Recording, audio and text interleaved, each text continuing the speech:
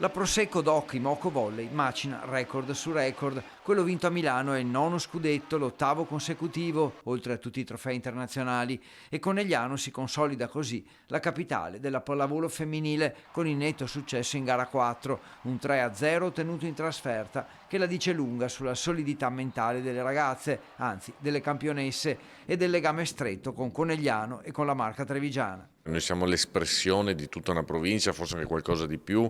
Abbiamo sponsor che arrivano da Trieste, da Milano, da Svizzera, sponsor internazionali importanti. Certo, siamo la Prosecco Doc, Antonio Carraro Imoco Volley, abbiamo oltre 330 sostenitori, 3.000 abbonati, e quest'anno abbiamo stabilito il record europeo di pubblico nella pallavolo femminile con 114.000 presenze al Palaverde di Treviso. Io vado spesso anche a vedere le partite e devo dire che le ragazze sono formidabili.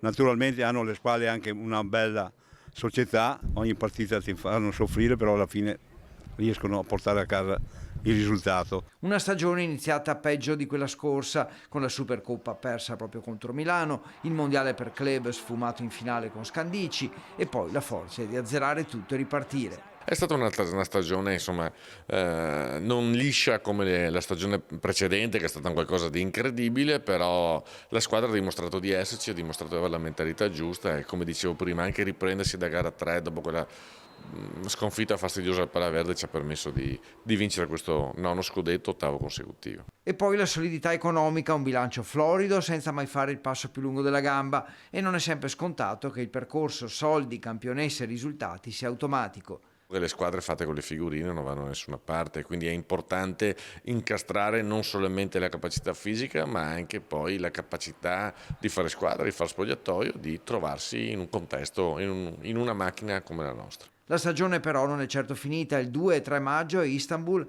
la Final Four di Champions, i migliori club d'Europa per un trofeo vinto 3 volte dalle Pantere, comprese le ultime 2 edizioni. Domani iniziamo a preparare la Final Four di Champions, che sarà giocata a Istanbul il 2 e il 3 di maggio, che sarà una finale particolarmente difficile. Ci troveremo in semifinale con il Vakif, che è la squadra più vincente nella storia d'Europa, e ci aspetta una semifinale tostissima, ma da domani iniziamo a lavorare e ci concentriamo su quell'obiettivo. Champions che sarà seguita dai tifosi il 2 e 3 maggio grazie al maxi schermo allestito in piazzale Fratelli Zoppas.